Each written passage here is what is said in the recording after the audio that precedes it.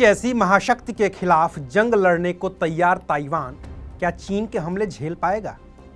आखिर जंग के मैदान में ताइवान चीन के सामने कितने दिनों तक टिक पाएगा?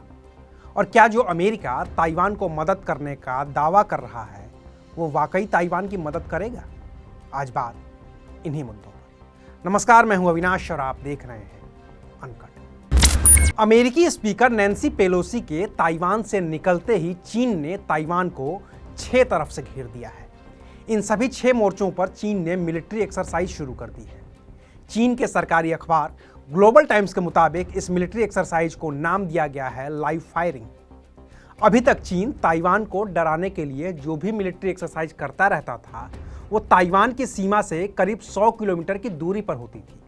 लेकिन ऐसा पहली बार हुआ है जब चीन ने अपनी एक्सरसाइज ताइवान की सीमा से महज 16 किलोमीटर दूर शुरू की है।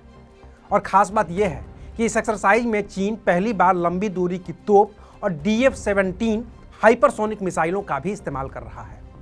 ग्लोबल टाइम्स की रिपोर्ट में यह भी दावा किया गया है कि ये सभी मिसाइलें ताइवान के ऊपर से उड़ेंगी।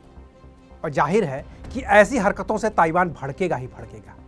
तो ताइवान भड़का हुआ है। राजधानी ताइपे ने बयान जारी कर कहा है कि हम जंग नहीं चाहते, लेकिन हम जंग के लिए भी तैयार हैं। लेकिन क्या वाकई ताइवान चीन के खिलाफ जंग के लिए तैयार है? एक नजर डालते हैं ताइवान और चीन की सेना पर और फिर बात करते हैं। चीन की कुल आबादी 139 करोड़ है तो ताइवान की 2.3 करोड़। चीन का रक्षा बजट $230 अरब है तो ताइवान का 16.8 अरब।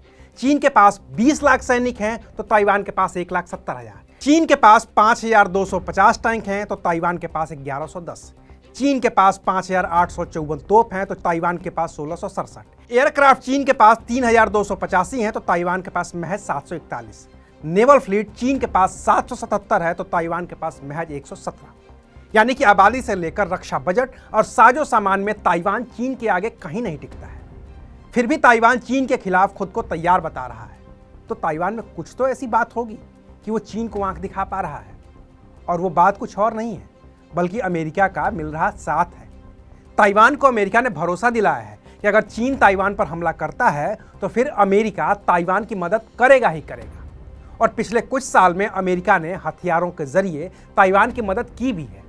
अभी ताइवान के पास जितने भी अत्याधुनिक हथियार हैं वो सब के सब अमेरिका की ही देन है। बाकी चीन से ताइवान का विवाद लंबा रहा है तो ताइवान के लोग भी इसके लिए तैयार रहते हैं। वो गुरिल्ला युद्ध में ट्रेंड है। चारों तरफ से समंदर से घिरे होने की वजह से ताइवान कई बार चीन पर भारी भी पड़ता है। लेकिन जंग होती है तो स्थितियां दूसरी होंगी। और जीत किसकी होगी, जंग कितने दिन चलेगी, ये सब तय करेगा अमेरिका पर। क्योंकि बिना अमेरिकी मदद के ताइवान चीन के सामने कुछ दिनों तक ही टिक सकता है।